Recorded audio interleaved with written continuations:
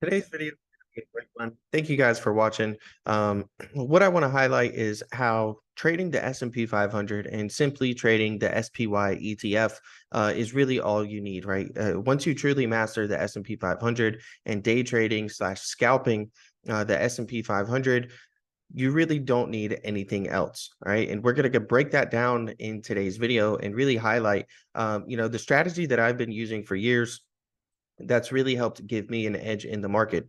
So be sure to smash the like button, subscribe to the channel if you guys are new, and we're going to get straight into it. So the first thing we're going to do is head on over to our Thinkorswim. Now, I'm making this video like this. If you don't have, multiple screens or anything like that, Thinkorswim actually has the flexible grid. That's what we're on right now. You can see here the flexible grid. And what I like to do is I like to look at the S&P 500, the SPY ETF on the 1 hour time frame. And me lately, I've moved away from the regular VIX and now on a day-to-day basis, an intraday basis. I like to look at the VIX 9-day, to capture a lot of those zero DTE and, short-term option trading. And then I'd like to look at the S&P 500 futures /ES on the 5-minute time frame. Now, I have the SPY here on the 1 hour, and I have, the person's pivots on here in green and red. All right, those are going to be my daily and weekly levels. Right. And then on the ES, what I have here is simply just the VWAP, right? That's in purple here. And then we have our 9 exponential moving average and our 21 exponential moving average. We'll get into, why we use those in a moment. But that's basically the setup, right? And so, if you know anything about the VIX and volatility, then it will help you out with your trading. Oftentimes you see the VIX move the opposite way of the S&P 500. It doesn't always play that out. But one thing that I really like to use to my advantage is gaps, right? So these blue boxes here, these are gaps in between the candlesticks. So notice how, this candlestick here and this candlestick here, there's this huge, massive gap, right? These gaps, they tend to fill about 90% of the time historically. Now, they don't always fill fully right away. So, I'll keep these gaps up here, and the parts that fill, I'll go ahead and adjust them. And most recently, right, on our last trading day, we had 2 gaps down to fill, right here and right here. Now, these are going to be very important in just a second, and I'll highlight why. Now, one of the things that I like to do is look for divergences, right? Now, oftentimes people only look for divergences to trade one way. We're going to go and break down how you can use it multiple ways, and really the correct ways that you want to use the RSI. So at this point here, what we're doing is we're actually seeing a bearish divergence. So take a look how we have a high here and then a higher high here, right? If you look at your RSI, remember, this is your relative strength index. It's going to measure the relative strength of a stock or whatever it is you're looking at based on, its given prices. And so here we have a high, and here we have actually a lower high. So while price action is trending higher and going up in price, we actually see the RSI going down and making lower highs. So this is a simple term known as a bearish divergence, right? And this is going to be an area where you're looking to potentially take a trade, right? What do we see here? We see we have a resistance level at 44.27. We ended up rejecting this resistance level with the bearish divergence, and we saw this huge move to the downside.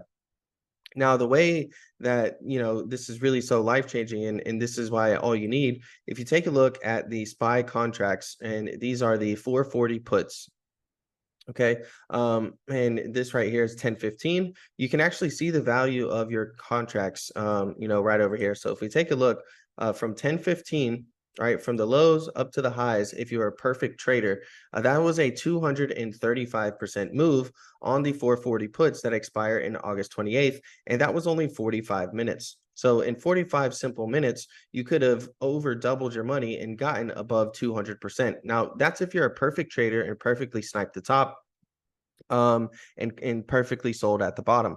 But we don't have to do that, right? What I like to use is the active trader, and you can get quickly in and out. And the reason trading SPY is so important is not only does it have option contracts that expire every single day, but it's the most liquid trading instrument in there, right? So, you can come in here and you can use a market order and instantly buy 10, 20, 30, 40 contracts, right? And so, these are very inexpensive, right? At the time, These were right around $200, and then they shot up to over $500 in price. So you can get one of these starting out, or depending on your capital size and your account size, you can come in here and you can get 10, 20, 30, 40, even 50, and the liquidity is going to be there to instantly get your fills. Now, the fill might be a couple dollars off, right? It's at 135 right here. If an aggressive bid hits the market, you may get filled at 138, 137, 135, but you can come in here and know that you can instantly get in and out of positions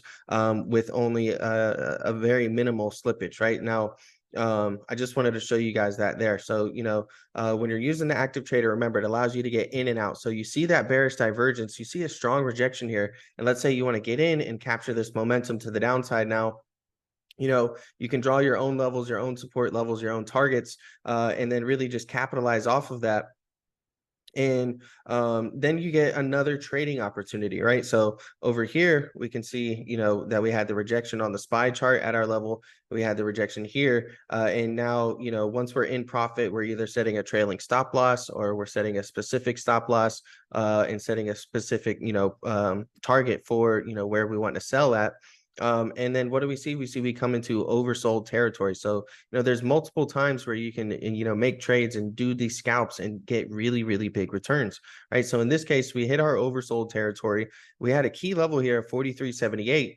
And, a rookie mistake is, basically going short here, right? After you have the breakdown, right? So a rookie mistake is we come down and then they come and they start shorting as soon as we come here, not realizing that this is a liquidity grab, right? So you had the huge sell-off to the downside. We broke through a major level that a lot of the markets are watching. And so they know that traders are trying to go long at this level, right? They know traders want to go long here at this level of 43.78. So what do? They stop everybody out, right? So let's say you come in here and you enter a trade and you're looking for a move upwards from this level, well, you're most likely going to have a stop loss somewhere below, right? Somewhere around here or here or here even. And so what market makers do to get the push that they want, because you can see there's this massive push upwards afterwards. What do? They come in here and they let everybody place their orders here, go long, and they stop all of them out to get the liquidity that they need to really push the market higher. And what do we see? We go from 43.65 all the way up to 44.27. That's a massive, massive push. And there were many trading opportunities in this moment, right? So we talked about the bearish divergence first here for a signal to go short. Not every single time is it going to be a signal to go short. There's actually going to be many times where you can use it to go long. Right. And so if we were to zoom in at our VIX 9-day here and zoom in a little bit more, what do we see here? Well, we see that, when we broke through down below, we didn't get any follow through in the VIX 9-day, right? It didn't continue making new highs and reach our levels up above. We actually got this very bearish red candlestick next. And so that gives us a little bit of insight like, oh, hey, well, we know we have two gaps down to fill. It's very possible that the VIX 9-day continues to drop. And if this goes down, volatility is dropping in the market and potentially, the SPY, the S&P 500 ETF and the futures are going to rise. So now we see it rising, right? And let's say we didn't make this trade, right? We just capitalized off of that nice move down. And whether we got 10, 20, 30, 40, 100, or even if we're perfect and got that 250% move, now we're taking our profits, let's say our trailing stop loss triggered on this reversal here. And what are we doing? Well, we're seeing that the EMAs here have crossed above the VWAP. So this lets you know that momentum is starting to shift, right? And you can see here, as soon as the EMAs crossed down below, it acted as a resistance level, right? And so this kind of gives you confirmation of the trend, right? We see that the trend is bearish now. We have both of the EMAs below the VWAP. And when it does retest and when it does try to push up higher, these EMAs will act as resistance. Now we're seeing the EMAs flip.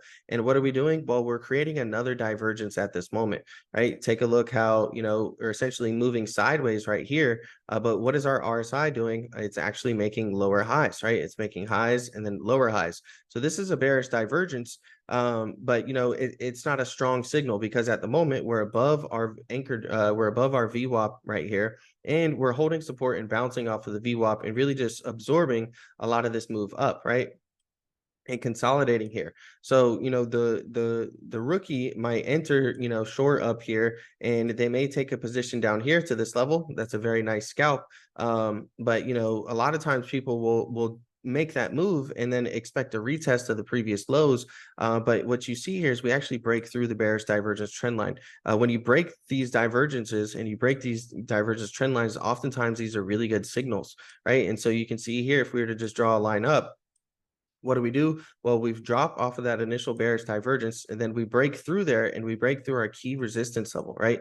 And now we push up higher so we can ride this momentum. We tested this level very many times, right? 1, 2, 3, 4, 5, 6, 7, 8, 9 times. And then a 10th time over here. The more times you test a level, the weaker it's going to get. So we see that we're testing this level, 10 times. On the 11th time, we got the breakout, and we also got the breakout on our bearish divergence trend line. Now we can come in here and try to make a scalp, right? And if we were to go look at call options real quick and just show you guys, what you can make in a very quick period of time with some call options, we'll actually go over and grab a call option contract. And so to do this, you simply just go to your option chain, you right click, and then you can hit copy. And now we can come in here and throw this into our active trader here and see the price of these call options, right? And, we can see we can quickly get in $10 or 10 contracts at a time, 20 contracts, however many you would like. And, so here's our breakout. This would be our entry point here at 210, at 1410. And we can take a look and see, what price action did from 1410 upwards. We can see that that was a very nice move of 83%. If you're a perfect trader and sold at the highs, that was a 96% move. And again, this is in very short periods of time, simply just riding that push up and riding that momentum upwards. And then what do we do again? Well, we end up creating, another bearish divergence at this moment. And we can come in here and say, all right, well, how many times have we gone into overbought territory today? We can see that we started the day off overbought, and then, here we are coming towards the end of the day, overbought again. But we're still continuing to go higher. Now we're forming this divergence again. And what do you see? We rejected the level once, twice, 3 times here. And you can come in here and look to take this opportunity short. All right, from 44.27 we came down off our level here of 44.13, and then you can come in here and try to get back in puts again, right? And take profit on your way up. Now you see it's getting a little bit overextended. Now maybe you want to try to come in and capitalize this move down. Again, a very quick trade. This is 323 down to 350. You come in here, you enter your position, you start to get some profits, and you set a trailing stop loss, or you come in here and set a stop loss using your active trader, however you guys would like to do it. And this is really kind of the strategy that I've been using for a few years now. Is really just combining basically these 3 charts. As I mentioned, there's multiple ways. If you don't have multiple screens, you can come in here, you can set up a flexible grid using these 3 layouts and these 3 charts, and these will help you. And remember, the VIX is going to be context clues, right? So if you're coming in and you're trying to short here or here or here, or any of these points, that, well, the VIX is trending lower and filling its gaps down. And it's very possible that that trade could go against me, and that the overall trend could be much higher now. And that's exactly what we saw, really.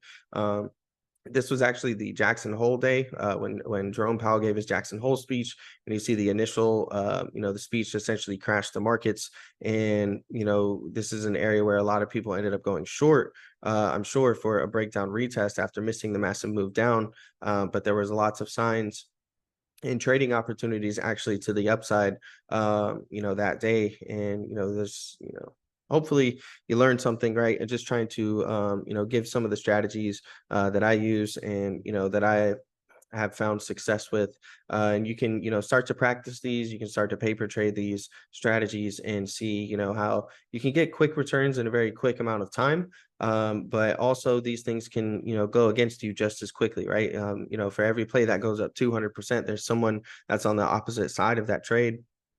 And if you're not prepared and you don't have some type of risk management or some type of stop loss or key level in area, before you enter into the trade, and you're just entering into things blindly, then those plays can go against you very quick. And just as quick as you can make 20, 30, 40, 50%, you can also lose 50% on your trade very quickly, trading these either 0 day to expiration or contracts that expire within a week.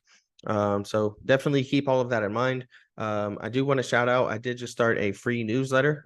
If you guys are fans of investment intelligence, and you just want some good overall investing knowledge, as well as some free trade ideas, you can sign up for the newsletter. Again, completely free, good content, comes straight to your inbox. There's a link in the description and in the comment section down below, and you can sign up and start receiving those every single week.